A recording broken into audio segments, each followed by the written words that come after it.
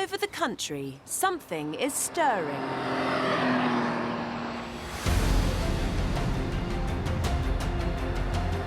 A yearning to live life differently. Look at this! People everywhere are thinking again. Just sort of like taking in the moment. It's so nice. Recognising that life is short. One last adventure before dementia. And tearing up the rule book. Imagine if, like, you hadn't have done it. Hate or what if. Yeah, exactly. So where do you begin if, like me, you want to change your life? This is the driveway and off. Hold the dog. Oh, got the dog. I'm Sophie Morgan, and I'm on a road trip around the UK and beyond. Yes, life. Thank you. Meeting people who have already made that change. I just want to leave the world in a better place for my daughters. Do you know when you finally find a purpose and you finally find like your calling? We're like, oh, we're not proper farmers, Yeah. you know. Well, you gotta fake it till you make it. To build new lives around the things they love. Sophie, look over there. This is what life is all about.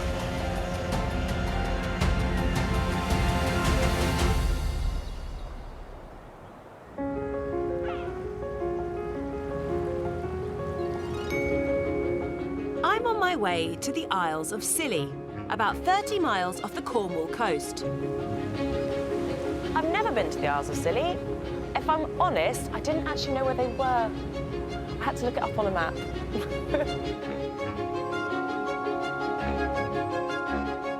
I'm headed for an island called Bryher, which has fewer than 100 residents. Two of its newest are a couple called Marion and Mark.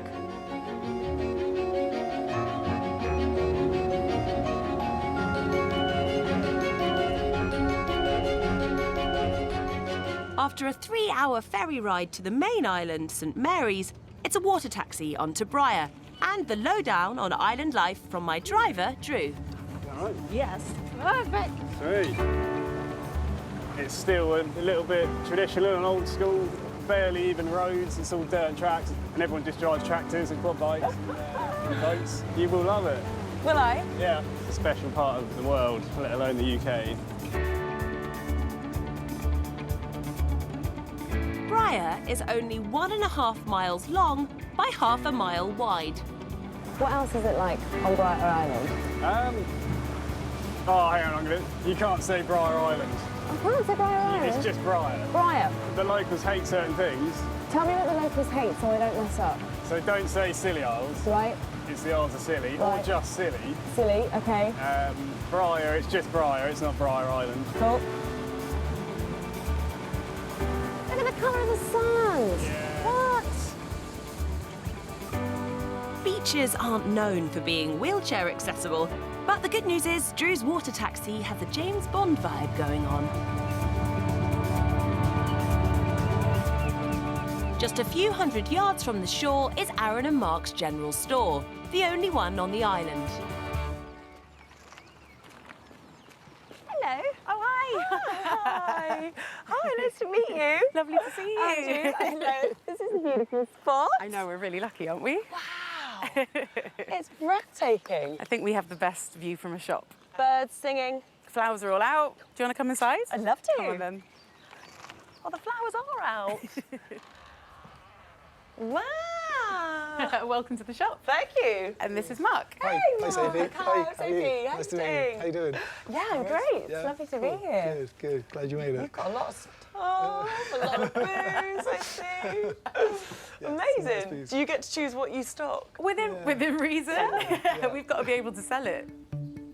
Do you want to help me restock fruit and veg? Fab. There you go. Just that take those one. ones. Thank you. So I guess this keeps you very busy. Yeah. Yeah, we get deliveries kind of 3 times a week. As much as we can get comes from like the southwest and Cornwall that's in season, but of course, Cornwall's not known for its oranges and lemons. So. How's that? Great job, yeah, Cool. fantastic. Fab.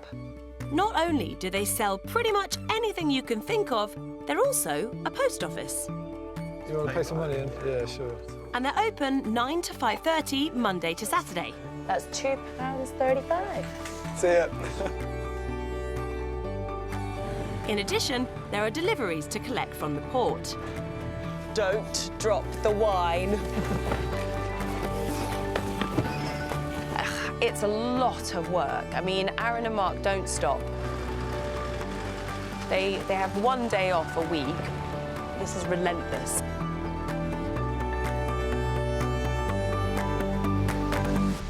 So how did you come to run the shop here in Bryher? We came camping here in 2016. Yeah. And a few years later, the campsite posted that the shop was up for sale. And we just, I don't know, we weren't looking to move out of what we were doing before, but we just thought we'd get in touch and see what they're looking for. And we never thought it would happen. It's quite a leap. Yes. We've all done it though, haven't we? Like you could go somewhere beautiful and you spend your holiday wandering around going, how do you do this? How does this happen? Like, what jobs do you do? So when the chance came up, kind of felt like you'd be an idiot not to try. Really? Yeah. So it was a bit of a whim? Imagine if like you hadn't have done it and then we'd spend our entire lives kind of thinking, oh, imagine if we'd have lived on that island. Hate a what if. Yeah, exactly. Nothing worse than a what if. Yeah. And what were your jobs before? I was a sound engineer. All right. So, yeah. My last job, I was at King's College University in their IT department. So nothing to do with retail? No, not really. And we had, what, 9 years in London. Oh, really? Yeah. Okay. It was great. I miss it. I think we both miss it all the time, constantly. Wow. Yeah, like the netball, skateboarding, theatre, live music. Yeah. It's all gone. It's like all of the things that we identified by and with, it's not there anymore. So actually what you kind of get here is like the kind of raw, kind of just stripped back to like the bare bones of who you are as a person. A better version of yourselves? Don't know. Don't know yet. Maybe. Maybe. So how's it gone? How's running the shop gone? Not great. It was a really interesting couple of years. Yeah, just COVID really kind of pulled the rug from our feet. Yeah, and like I guess really hard in the sense that we just didn't know if it was right. So we spent 2 years kind of not knowing if what we were doing was right. On top of all their other jobs, Aaron and Mark offer a delivery service.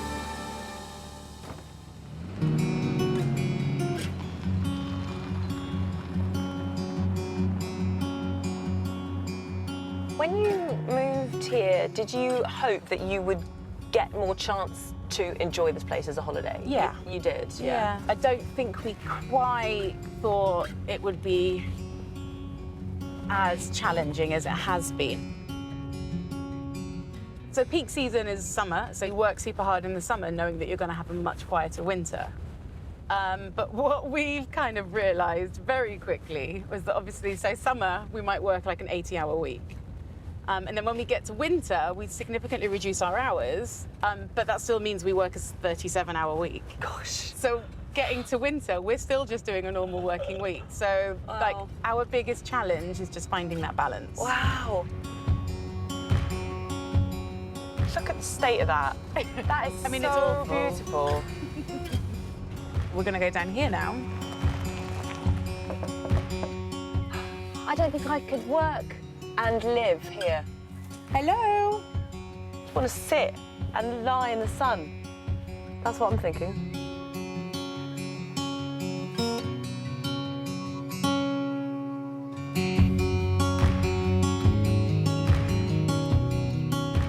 How do you work and live in such a beautiful place?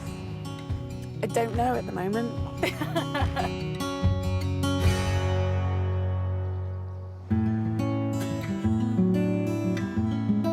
Running their store on Bryher has turned out to be more than a full-time job for Aaron and Mark, but they're taking time out to give me a taste of what they have gained by moving here. Oh, look at this. So this is your little commute to paradise. Yeah. How often do you come down? Not as much as we'd like. At least once a week, we try to. I mean, even once a week, it might sound like not a lot, but that is technically a lot more than you would have been doing in London. Yeah, definitely, yeah. I wonder, How different is it to the life that you had before when you'd come here on holiday? Because you're still working. Technically, you could be working anywhere. Yeah. And you're only getting occasional bits of Bryher. Yeah. But that's just reality, isn't it? That's normal. Like, work is part of life, isn't it? So if you're going to work hard, well, we may as well work hard, like here and together. Yeah. Are you happy? Right now, yes.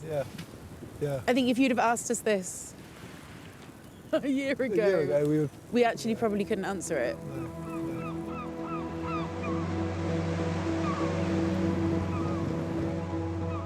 I look at what you're doing and how hard you're working, and it makes me wonder if you've made your lives better or harder.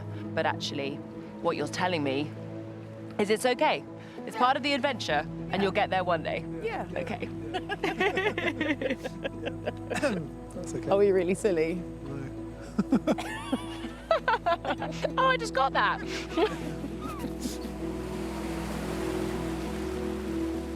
With the sun sinking, it's getting cool. But that's not going to stop us making the most of precious free time in this amazing place.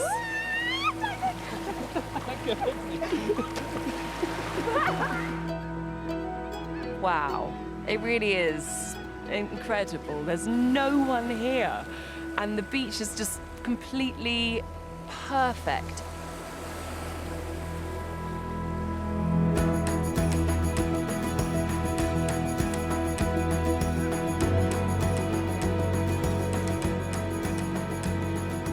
And the water, yes, it was cold, but it was just brilliant. And do you know, I had a moment there just thinking, yeah, okay, I get it. Even if you get to do this once, even if just once a week, that's enough.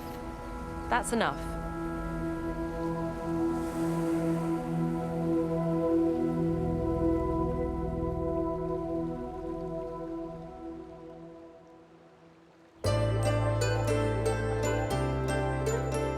I'm encouraged by Aaron and Mark's lifestyle. Provided you can find a way to make a living, the options for where you live seem pretty limitless. From Bryher, it's 200 miles as the crow flies to reach the Kennet and Avon Canal. I'm here to meet Marion, who lives on a narrowboat just outside of Bath, and she's managed to turn her passion for art into her living. Hi. Hiya. Hello, I'm Sophie. I'm Marion. Hi, nice to meet Nice to meet you. What's all this? So this is my sign writing kit, and we're going off to paint a lovely boat, and I brought you an easel. Thank you very much. And I've made you a mile stick so that you can have a go at sign writing yourself. Do I get to have a go? Yeah. Oh, fantastic. Brilliant. Okay, all right, well, I'll follow you. Can I just show you the boat next door? This is some of my work that I'm quite proud of. Oh, you should be. It's beautiful. Frida. Yeah, Frida named after Kahlo. Frida Kahlo, yeah. I'm a fan. Are you a fan? Yeah. I'm a huge fan of Frida. Oh, it's so beautiful. If there was anyone that I want to really pick the brains of, it will be Marion.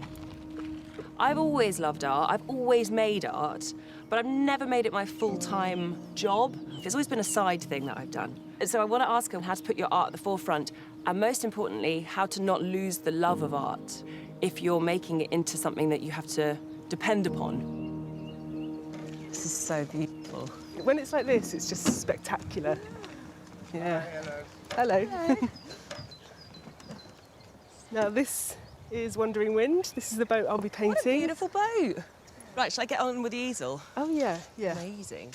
There's no way my first go at sign writing should be on somebody's boat, so Marion has given me a canvas to practice on. I'm so excited, Marion. This is so lovely. So I'm holding the brush, I hold it like that, a bit like a pencil. So starting right in the corner, and then you can see how you get the brush. It's beautiful. It's so satisfying to watch. Like that.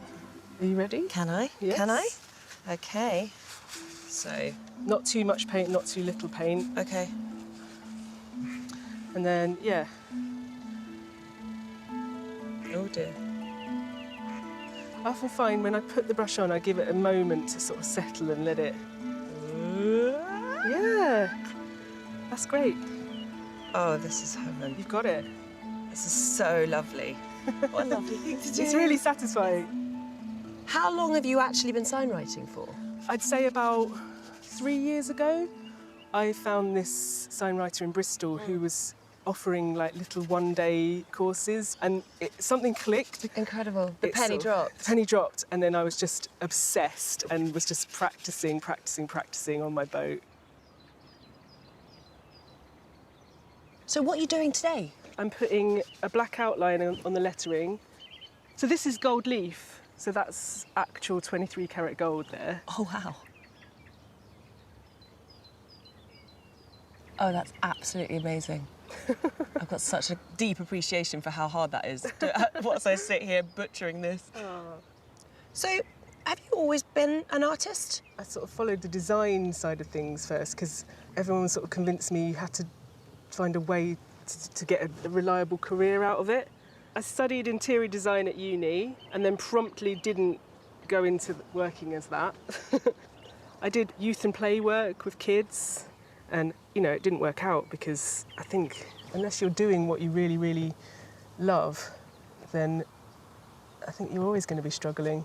I agree. And that sort of fear of like, Yeah. oh, you can never make a living out of art was what sort of held me back.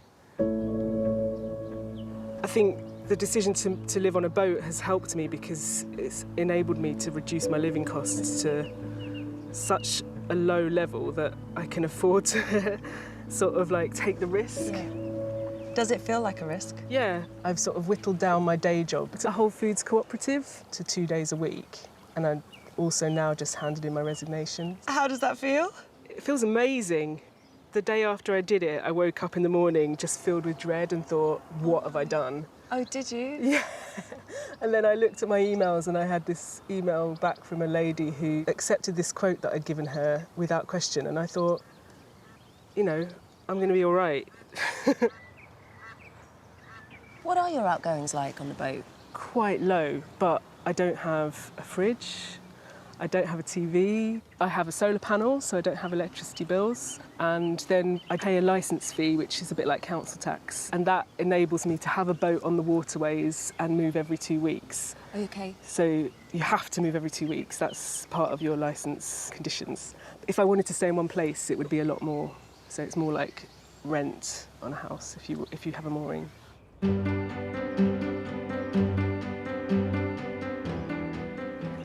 Okay, teacher.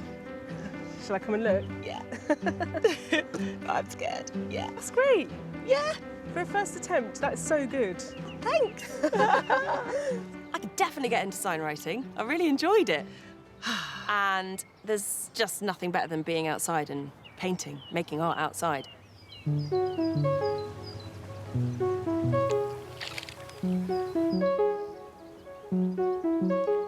So how long have you lived on a narrowboat? So I'd say it's coming up to 7 years in November. Wow. Yeah. What was the reason for it? Well, I was living with a boyfriend at the time, and we broke up, and it was like one of those really horrible situations where you lose your relationship and your home in one go. And I knew people on the canal already, and I think it's that thing of like seeing someone else do something makes you realise it's possible. Sure. And it's also like, you know, if you're getting over a breakup, to have like a massive change is quite a good way of That's true. dealing with it. That's really true. So did it appeal to you because it was affordable? It was a financial decision, but at the same time I was like absolutely smitten with the outdoors, and like this valley, like this is spectacular, and it goes on for miles. Prime location. Absolutely, Yeah. Being more affordable. So did it make a difference in terms of your ability to think about setting up the business? I sort of slowly cut down my working hours, and it's been 7 years of, you know, working towards something. It's funny how these unexpected setbacks force you in a different direction, and that direction can lead you to the life that you really, really wanted in the first place. So this is my boat. Love You can see it's slightly chipped paint, but I'm going to keep the colour when I repaint it. Yeah, it's beautiful colour. Marion bought her boat for £8,000. Whoa, look at that. It's cuter inside, isn't it? Oh, was. Oh, hello. Hello. Now we're talking. So can you explain the layout for me? OK, so what you can see here is my little lounge kitchen area. And then that door, which is shut, is my bedroom. And behind the little wall, which the cooker's up against, I've got a little bathroom. Even got a little bath in there. Have you really? Yeah. Yeah, it's really lovely. It's got so much character. Yeah, it really does. It has. What's it like being on a boat on your own as a woman? I don't moor up in the middle of the wilderness, but also I could walk along here at night and I know every single person in one of these boats is going to listen out for something bad happening Keep and an will be eye out. out in a second. Yeah. If the sign painting business really does well and you made loads and loads of money, would you change and go back to bricks and mortar? I think I'd just get a nicer boat. I always think it's a great question to ask yourself, isn't it? If you had loads and loads of money, what would you change about your life? And if it's not much, then that's a great place to start from. Totally. Yeah. Do you have any regrets? None whatsoever. I love it. If somebody wants a name painted on their boat, it's a pure act of love. It's like, this is my home. I want to put my little stamp on it. It gives me a meaning. I feel like I'm doing something that has a real solid place in this community. Bit of beauty. Yeah, that's leaving a legacy. Yeah. One of the things I'm nervous about when it comes to making art my life, for example, is the risk that I then take away the magic of it. When you turn that fun into work, is there a risk of losing the enjoyment? Have you found that at all? Not so far. I think that it can do that if you want to make money. Like, I just want to be able to live. Do you know what I mean? I'm not looking to get rich off of this. I just want to get by and do what I love. Cheers to that. Cheers. Well, you've made a beautiful life. Congratulations. Thank you. Slightly jealous, I'm not going to lie. Onwards. We're off. Whoop, whoop. I think I've answered the big question, which was, if you take art away from being a hobby, would that ruin it for you? And I think the answer is no, it wouldn't. But I think what Marion has taught me is essentially, when you're doing the thing you love, the pressure to make money is gone. And so my attitude to money will change. And the things that I need and want, it will all change because I'll be so satisfied in the thing that I'm doing. And that's a lesson for everybody.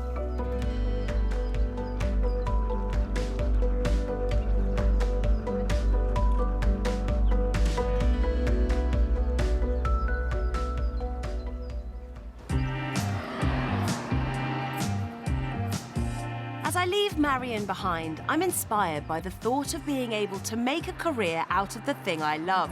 And my mind is full of possibilities as I make my way west. I'm here to meet Alex and Angela, who moved here from Cardiff, and they left behind a very busy life to move to this beautiful spot in Pembrokeshire to set up an alpaca farm. I'm really looking forward to finding out about their new life here. But if I'm honest, I'm more excited about meeting the alpacas. Come on, Maria, out you come. Hello. Hiya, Sophie. Hello. You're right. Can I come in? Yes, Yeah, certainly. sure. Come on in. And then open up a little bit more so Sophie can come through. What do I need to know about alpacas? So just to make you aware that alpacas do kick. Hello. So these are our weanlings, last year's babies. So cute. Who's this lady? Sizing me up. Don't be nervous. Don't be nervous. Okay. Yeah, that's 15. Okay, we're not going to get on if you do that. You just spat at me. I think that was more of a puff of air. puff of air. Yeah. Was that a pop of air? Yeah. That was definite spit. So, all right. So what do you do here? Our main source of income is going to be breeding. So when they get to 2, we'll start selling them. But we also sell their manure, and we can sell their fleece. We'll do alpaca walks. We'll do meet and greet, so the public will come and meet the alpacas. How many have you got? Yeah, we've got 32 here and there's 17 pregnant. Wow. So yeah, I'll go and grab the feed now and then we'll head Yeah? down and feed them, yeah? Okay. Oh, whoa. They're gonna go! They got some speed on them. Come on, I can do this. It's only an alpaca. How hard can it be? They've only got bottom teeth, so they can't bite you. Okay. See, it's not that bad. No. So what was life like before, you guys? Great. In Cardiff? Yeah, it was good. Yeah, we didn't have any responsibilities like we've got here, you know? It was just we had a house, didn't we? We had a 3-bedroom house, nice garden, the dog, and life was all right, wasn't it? Yeah. What were you doing? So I was managing the finances of vulnerable people at a local charity. And you were? Bricklayer up in Cardiff. So very different lives. Totally. Why did you decide you wanted the change? I think it was just to get out of the rat race, you know? We just wanted a bit of a peaceful life. Did you? And I think waking up at 2 in the morning, stressing about work and whatnot, I think you just realise there's more to life. She was coming home from work and, you know, she was constantly thinking about, I've got this to sort out, or something was on her mind. And, you know, it was quite upsetting for you sometimes, wasn't it? You know, and, was it a tough job? Very stressful emotionally, whereas since having the alpacas, I haven't once woken up in the middle of the night to stress about anything. And to be your own boss as well, or to be your husband's boss. Oh, no. Are you boss? I need somebody to show me the right direction. Alex and Angela bought the land and a starter herd of alpacas, but it wasn't practical to move all the animals onto the land until they had planning permission for farm buildings. We thought it was going to be 3 months for the planning to come through, and it actually took 18 months. The alpacas were in Dorset, so we were having to pay for them to be in Dorset with no income coming in.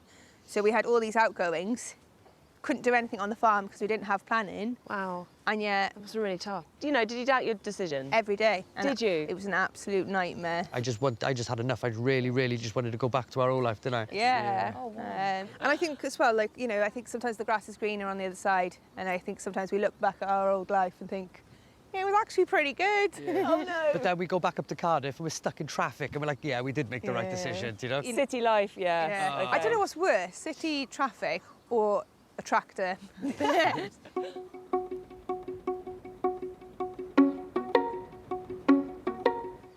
They look cute in their head collar thing. We got Karamak here for you, Sophie. Is that for me? Yeah. You happy to walk an alpaca? Sure. Making money from alpaca sales is some way off. Until then, walks are a key source of income. How are you? Very good, thank you. Yeah, you're right. So this is baby Ellis. He's 13 weeks. Have you walked an alpaca before? No.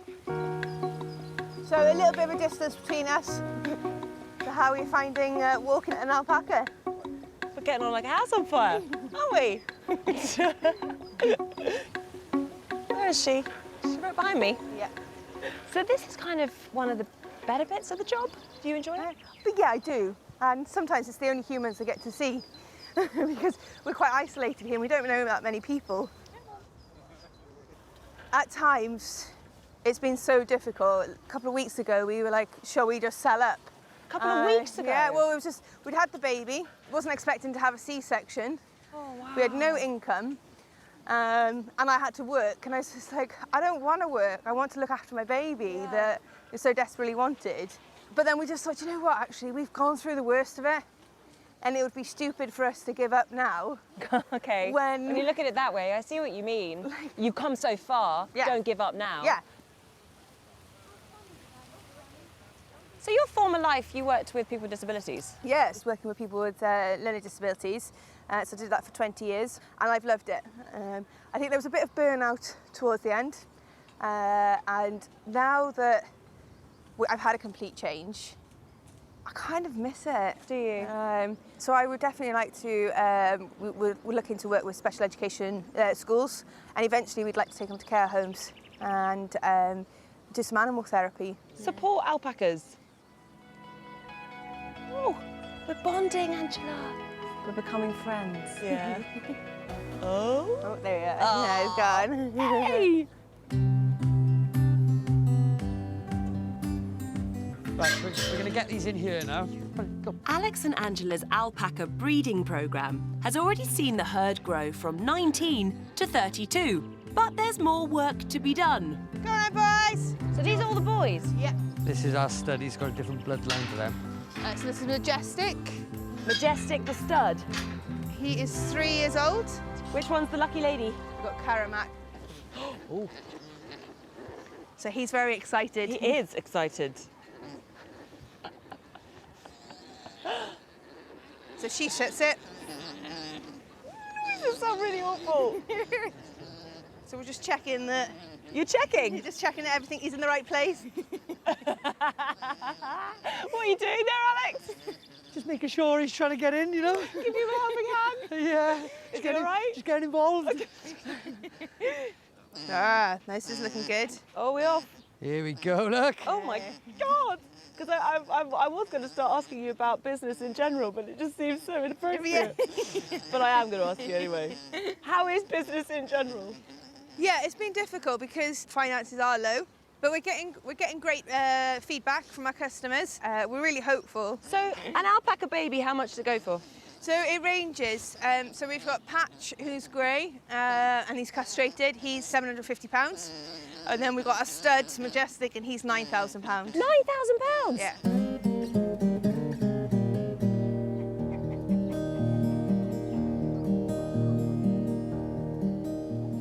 Why Alice? We only like two names, and the other name was Oshan. And Here you go, guys. Ooh, thank you. The family couldn't pronounce the name Oshan, so it was then Alice. Yeah, we wanted a Welsh name, didn't we? So. Are you proud of what you've done? Yeah. Yeah, definitely. Yeah. You know, to go through what we've gone through, come out with a little baby, and with a business which is starting to work. You know, it does make you feel good, doesn't it? Sitting here now in the sun, you know, animals around us, it's great. I think sometimes you have to take a step back and appreciate what you've got and go, actually, how lucky we are. Yeah. So every time something's rubbish or you're like, no, we've got him, it's for him. We both grew up in the countryside. I just want him to have that appreciation for the countryside and the good quality of life that we've got here and that we've struggled to make for him. Oh, no. Don't cry about it, mate. There was every chance that actually having a child could have taken them off this path. They could have gone, oh, we can't do all of this and have a kid. But it hasn't. It's added to this adventure. I think their priorities have definitely changed, and it's like they've found the silver lining in the middle of it all.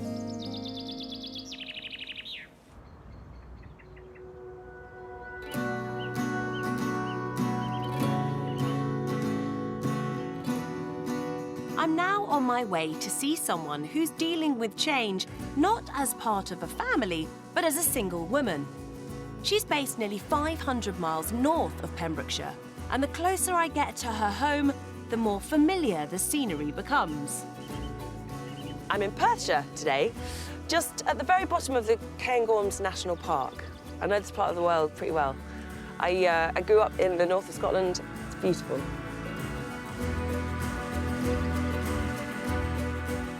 I'm here to meet Karen. Karen discovered that she had quite a special talent with horses.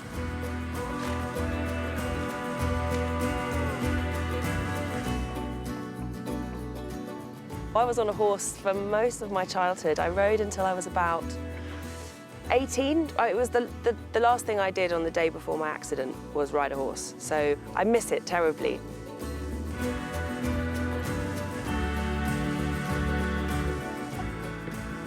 Get up, son. Good, get up. Back, back. Good, get up. Good, get up.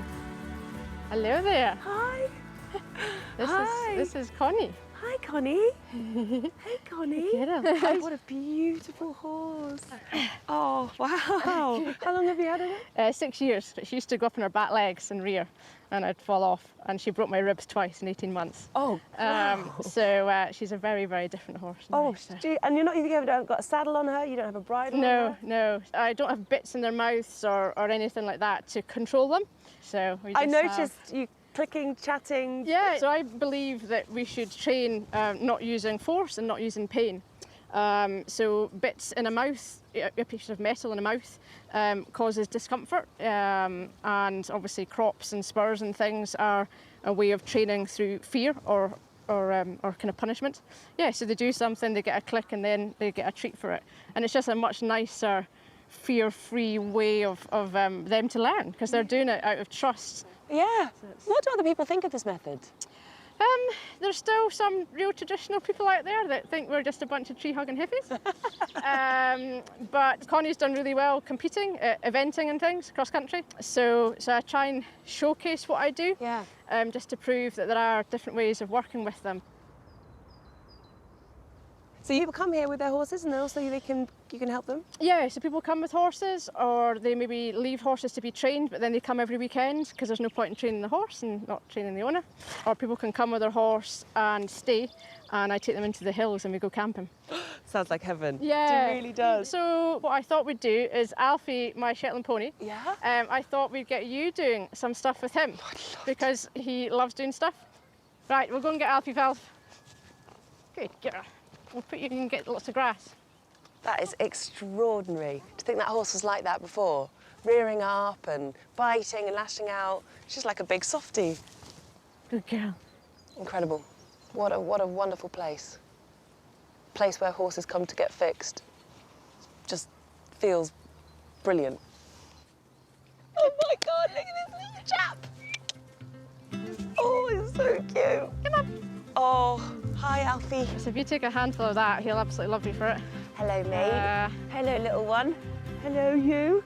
Oh, Karen is so cute. He is adorable, isn't he? Yeah, right, he really we're going to take your is. head collar off. Shall I unhook onto here? No, just off his Just ears. that? Yeah. Because these little ears, I could eat them. So this is what you call a target, Sophie. And he will, Alfie, touch. Good boy. He will touch it anywhere. So you can do high, low, left and right. So you're going to have the treats. Okay. But don't let him mug Don't let you. him get to you. Yeah. Let him get to it. So I put you it in tuck there. it in there. Yeah. And then that's the clicker. So just like a dog click. Yeah. And then you're going to, he's going to go and say hi to everyone. Alfie. Alf. Alf. Should I click? No, because he's not coming. He's not doing. No. Alfie. Oh my God. Good he's boy. just Right, you can adorable. click now.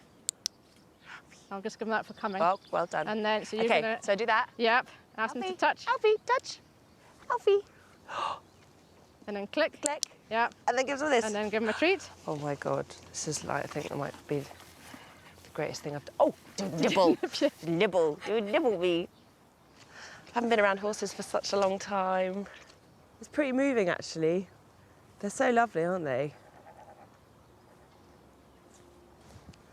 Ooh.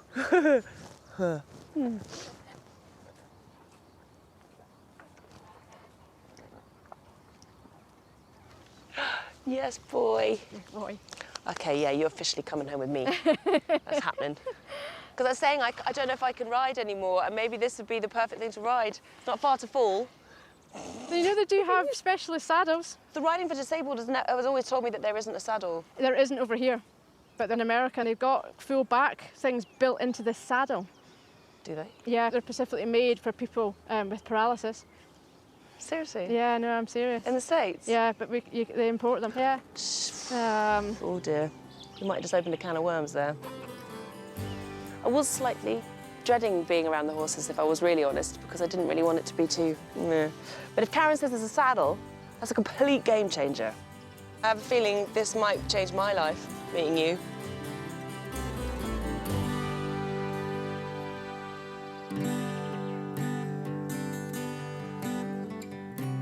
Karen has an inspiring location in the Scottish countryside for her horse training business.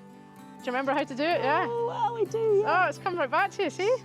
Oh, wow. This brings back so many memories. Oh, my gosh. Oh, my gosh, look at her. She's just so good. Yeah. OK, you, my lady, have clean feet. Can I groom her? You can groom her, yeah. Can I? Yeah, get Yeah. a brush. Yeah. There we go. Oh, I remember these. So tell me how you came to be doing what you're doing, Karen. I was working for a charity in London. How was that? Intense. It's like 7, 8, 9 weeks sometimes without a single day off. A good salary and, you know, great mates and parties. But then I'd come back to Scotland and just kind of started to realise that it wasn't what I wanted. Why? Health kind of issues. Had surgery for cervical cancer twice in 2 years. So just started thinking, you know what, I just want to not live this really busy, hectic life and a massive mortgage. It sounds like you're in that kind of conventional path that many of us think we should Totally. take. Good job. Yes. Really sort of stressful but rewarding, that kind of thing. Yeah, and just realised that it wasn't making me happy. Right. And I had a mental breakdown, like complete mental breakdown. And I sat one day and said, what makes you happy? And it planted the seed long enough for me to start looking how I could actually make a living playing with ponies. How many of us do actually change when we recognise that we're not that happy? It's something that we can very easily just sort of plod along going, well, not everybody's happy. What is happiness anyway? It's tough, it's a really hard thing to do. But look what happens when you do it. Call it a calling, but yeah, I feel it is my kind of life's purpose? Yeah, just to raise awareness about the welfare of horses. But what about you? What do they give you?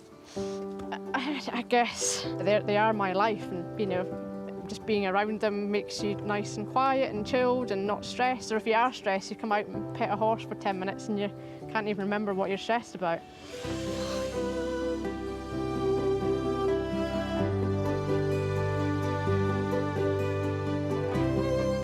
Karen sold her home to fund her new life. She raised enough money to either buy land for her horses and business or a house.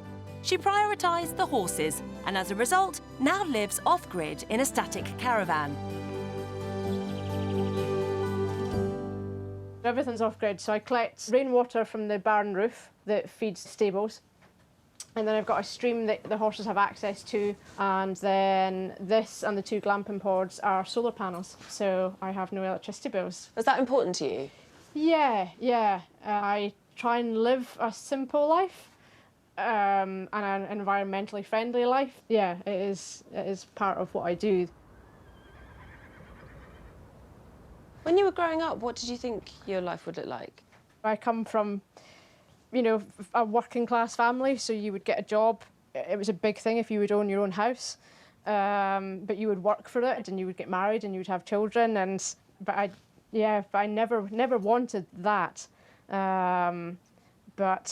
But yeah, probably didn't think I would be living off grid in a field surrounded by animals.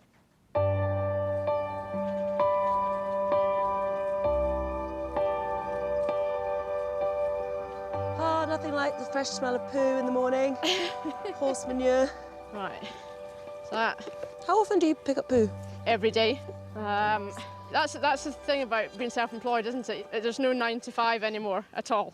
So what did a typical day look like for you before, when you were working in London? Oh, well, if I was travelling, like up at, you know, 5:30, 6 o'clock, you know, tube for an hour and a half just to get somewhere, then I'd be standing up talking all day with a PowerPoint. It's death by PowerPoint. Then finishing at 5 o'clock and then trying to find the hotel that's been booked. Do you think you were at burnout? Yeah, totally. Yeah, totally. Yeah. I think so many people can relate to that. It's such a problem. There's so many pressures of modern life to just getting off that rat race and coming into this life might seem like just impossible. Yeah. But you've made it seem so possible.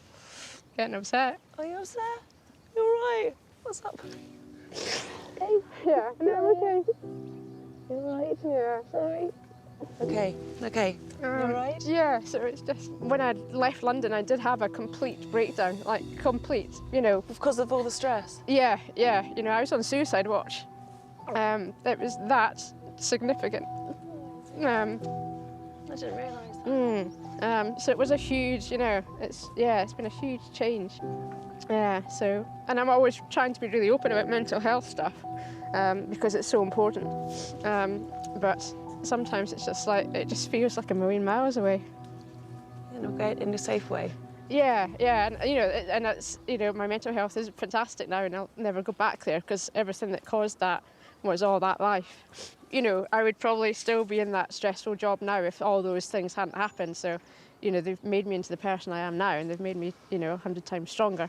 So I look back and see it as a value, although at the time I wouldn't have said that. It's the value of hindsight, isn't it? Yeah, totally. So. And it's led you to where you are now. Yeah, exactly. What a relief that she got herself out of that situation. And I think that's really important, that we learn from someone like her, and especially for anyone who's at that point that they recognise, in that, you know, that dangerous crossroads where nothing that you're living for is giving you happiness. on, Alfie. Let's go, mate. You're only that one decision away from a completely different life. And that's the life that Karen needed to go towards for her happiness, for her life, you know. And she took it.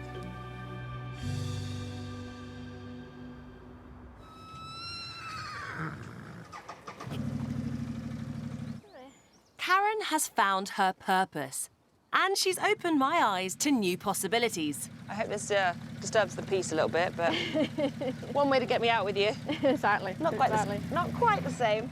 For today, I'm riding a horse substitute, but who knows where this meeting could lead me.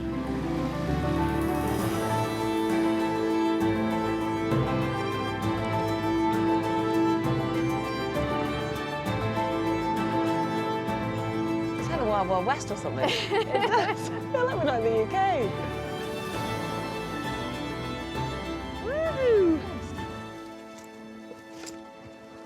Oh, that's better. Oh, what a view. It's pretty stunning. You've done an amazing thing. Thank you. This is my comfort zone, you know. You're in your natural habitat. Yeah, it totally makes me feel alive. Totally makes me feel alive. I can see why. What Karen said has really resonated, that she'd ask herself all the time, you know, what are the things that make me happy? What are the things that make me happy? And if we don't do that, we run a very real risk of living not the greatest life that we could, or not being the greatest versions of ourselves that we could be.